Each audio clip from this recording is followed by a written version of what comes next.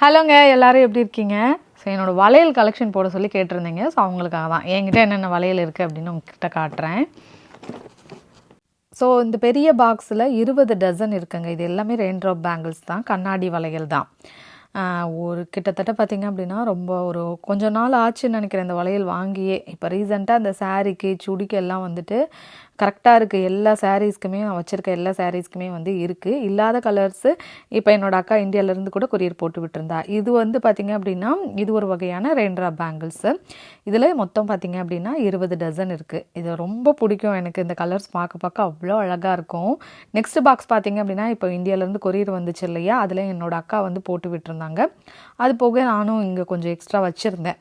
அதில் இல்லாத கலர்ஸ் தான் இதில் இருக்குது. இது ஒரு வகையான ரெயின் ட்ராப் பேங்கிள்ஸ். கட்டிங் வந்து வேறு மாதிரி இருக்குது அப்படின்னு சொல்லுவாங்க. அந்த கட்டிங் வேறு மாதிரி இருக்கும். இது வந்து கொஞ்சம் தடிமனாக இருக்கும். இதுலேயுமே வந்துட்டு நல்ல டார்க் கலர்ஸாக வந்து இருக்கும். டார்க் கலர்ஸ் பார்த்திங்க அப்படின்னா சாரீக்கு ரொம்ப நல்லாயிருக்கும். இந்த மாதிரி நிறைய வந்து ஒரு டபுள் கலர்லாம் போடும்போது, அதாவது 2 பார்டர் அந்த மாதிரி வச்சு சாரீலாம் கட்டி போடும்போது ரொம்ப நல்லாயிருக்கும். இந்த வளையல்ஸ் எல்லாமே எனக்கு ரொம்ப ரொம்ப பிடிக்கும்.